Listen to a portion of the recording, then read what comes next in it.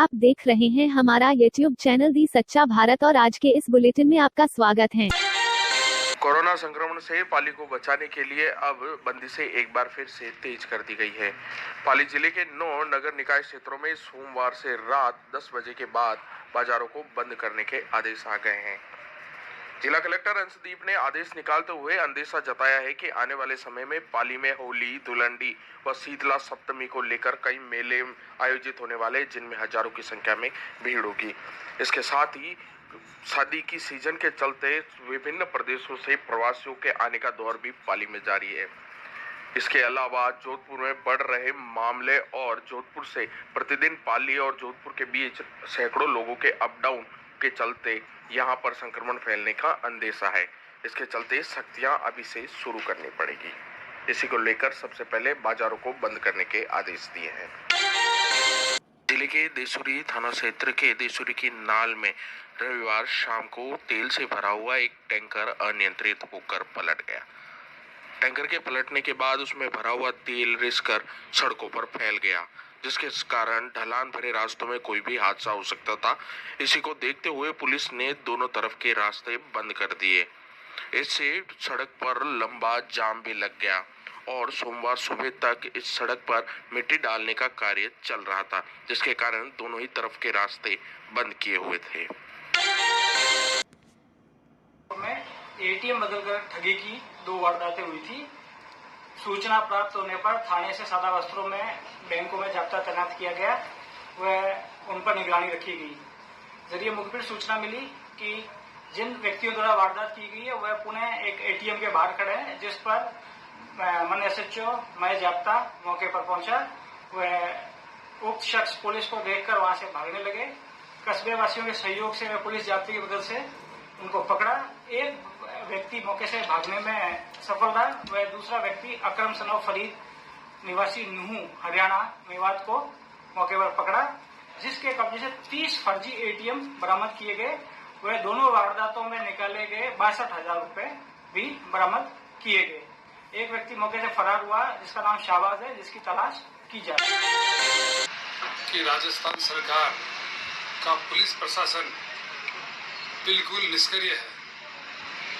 जो निवाई में जो घटना हुई है, निवाई नहीं, निवाई से पहले भी आए दिन पूरे राजस्थान के अंदर ऐसी घटनाएं हो रही है और यहाँ प्रदेश का मुख्यमंत्री आंख बंद करके बैठा हुआ है।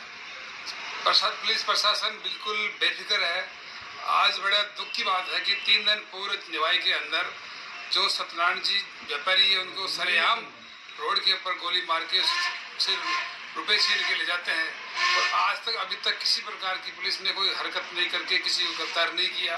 बड़ी दुख की बात है। मैं इसकी बड़ी निंदा करता हूं और मैं मुख्यमंत्री जी कहूंगा कि माननीय मुख्यमंत्री जी, आपके जो दिन आपके सरकार की जो चल रहे हैं, बड़े बुरे दिन चल रहे हैं। आप थोड़ा इस प्रदेश की स्थिति को संभालें। तो आए दिन जो घटनाएं हो रही है, चाहे दुष्कर्म की घटना हो, चाहे गोलीकांड की घटना हो, चाहे कई एट्रोसिटी के मामले पूरे प्रदेश में कई जगह बड़े दिन बढ़ रहे हैं। आप उठा के देखो, पिछले सरकार के कार्यकाल के पूरे 5 साल के आंकड़े आपने पूरे 2 साल के अंदर कर दिया।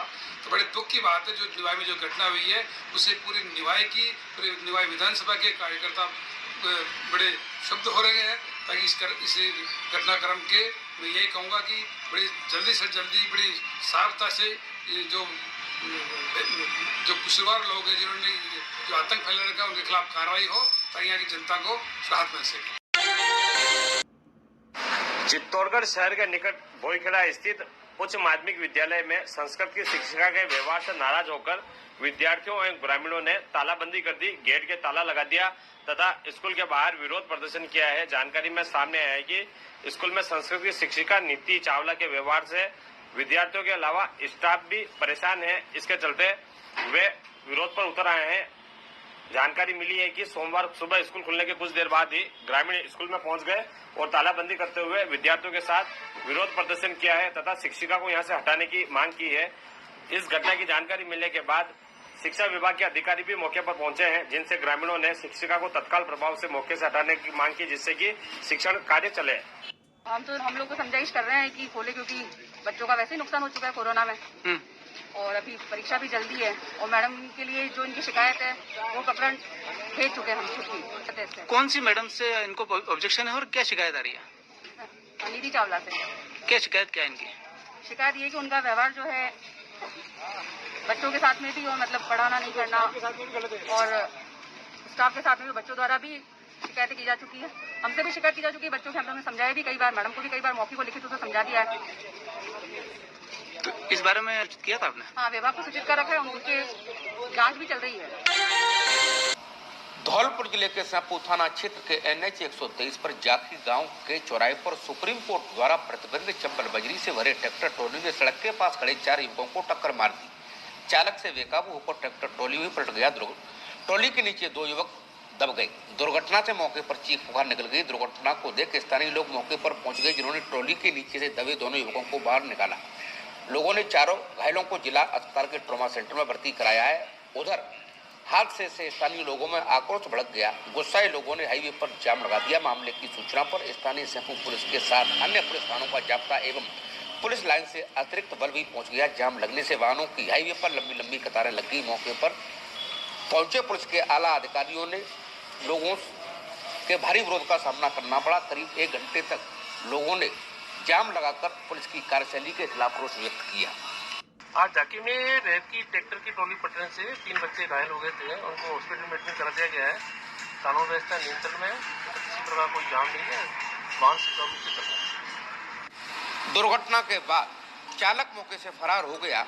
उधर पुलिस ने ट्रैक्टर ट्रॉली को जब्त कर दुर्घटना के कारणों की जांच शुरू कर दी है। देश भर में कोरोना के मामले बढ़ते ही जा रहे हैं। बीते 24 घंटों में 47,009 संक्रमित मिले, 21,206 ठीक हो गए, जबकि 213 लोगों की मौत हो गई।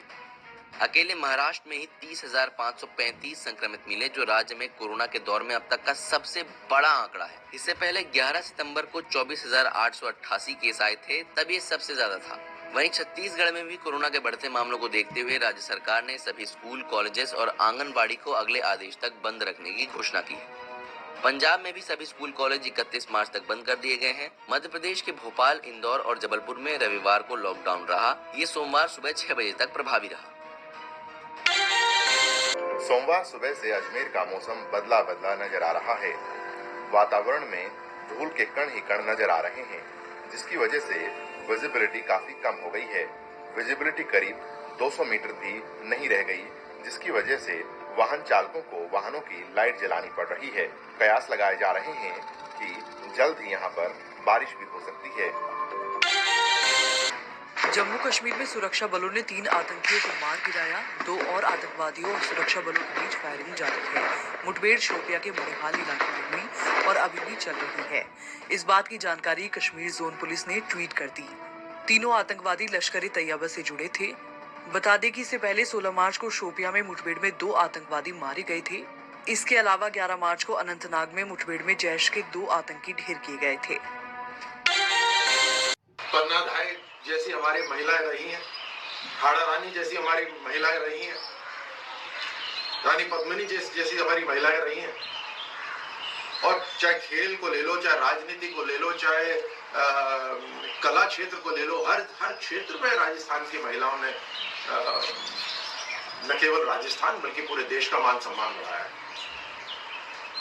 और ऐसे राजस्थान के अंदर जब ऐसी घटनाएं होती हैं तो बहुत शर्म आती है। इतनी ताकत है राजस्थान की पुलिस के अंदर, पूरे संविधान की ताकत उनके पास है। डंडे हैं, हथियार है, कानून है, हर चीज तो आपके पास है। फिर कमी किस चीज की है?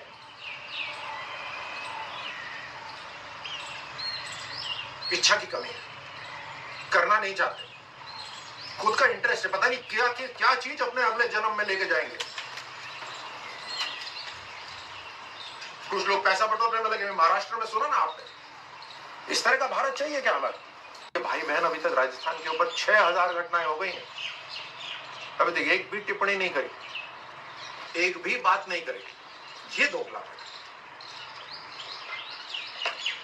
जब सत्ता, पावर ये इतनी महत्वपूर्ण हो जाती है, जहां अगर बलात्कार भी तो उसको राजनीतिक एंगल से देखा जाए, मतलब इतना सत्ता का मोह कि पावर मिलनी चाहिए बस। अरे वहां पे बलात्कार हो रहे हैं, नंबर 1 हो गया राजस्थान, अरे देखो ही मत ना, वहां इधर देखते रहो, इधर देखते रहो। कमाल है, ये कौन सी राजनीति हुई?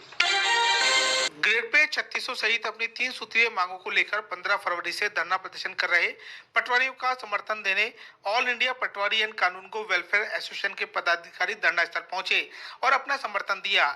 एसोसिएशन के बैनर तले पटवारी सोमवार को मुख्य सचिव को ज्ञापन देंगे और उनका रुख देखने के बाद ही आगे का निर्णय किया जाएगा। All India Patwari and Kanungo welfare association की रविवार को एक बैठक भी हुई और निर्णय किया गया कि यदि सरकार उनकी मांग नहीं मानती है तो आंदोलन को राष्ट्रीय स्तर पर खड़ा किया जाएगा। अभी तो हमारी सरकार के साथ ये है कि हम शांतिपूर्ण प्रदर्शन चल रहा है, हमारा जो संवैधानिक अधिकार है उस अधिकारों के तहत हम अपना प्रदर्शन करते हुए अपनी बात मनवा रहे हैं। सारी मांगे हमारी जायज हैं। 3600 का ग्रेड पे बहुत इससे ज्यादा दूसरे प्रदेशों में दिया जा रहा। काम के अगेंस्ट देखा जाए, जितना काम हमसे कराया जाता है, जितने विभागों में काम कराए जाते हैं, उससे ये 3600 की मांग हमारी बहुत ही छोटी मांग है। दूसरी बात, आप एक चीज वो मांग क्या करें, ACP संगति, यानी एक आदमी 2400 के ग्रेड में पूरे लाइफ टाइम पूरी सेवा उसकी 2400 ग्रेड पे भी शुरू होती है और वहीं से खत्म हो जाती है। इससे बड़ा अन्याय शायद किसी और संवर्ग के साथ हो। इतनी जायज मांग को अगर माननीय मुख्यमंत्री जी नहीं समझ रहे हैं तो ये समझिए कि उनको दोबारा से अपने इन कर्मचारियों के बारे में, भविष्य के बारे में सोचना पड़ेगा। तीसरी चीज है कि तकनीकी पद की मांग कर रहे हैं वो। हमसे ना जाने कितने ऐसे काम कराए जाते हैं जो एक इंजीनियर नहीं कर सकता, चाहे मापने की बात हो, चाहे ऑनलाइन काम करने की बात हो, और हमको फिर भी वही बाबू वाला साधारण सा स्केल दिया जाता है, तकनीकी घोषित नहीं किया जाता। जबकि कई जगहों पे ऐसे पद क्रिएट किए जाते हैं। 1 साल की हमारी टेक्निकल ट्रेनिंग होने के बाद भी तकनीकी पद घोषित नहीं किया जा रहा। तो यानी मेरा कहने का आशय है कि बिल्कुल जायज मांगे हैं और बहुत सीधी मांगे हैं। बहुत ज्यादा सरकार का पैसा भी नहीं खर्च होता। सरकार केवल हठधर्मिता कर रही है और उस हठधर्मिता के खिलाफ हमारा शांतिपूर्ण प्रदर्शन चल रहा है। और जरूरत पड़ी मैं राजस्थान पटवार संघ को ये आश्वासन देता हूं और साथ निभाने का वादा करता हूं कि जरूरत पड़ी तो पूरे देश में इस आंदोलन को खड़ा किया जाएगा, सरकार को झुकाया जाएगा, अपनी बातों को, जायज मांगों को हम मनवाएंगे। और ऐसे ही नए अपडेट पाने के लिए द सच्चा भारत चैनल को सब्सक्राइब कीजिए। धन्यवाद।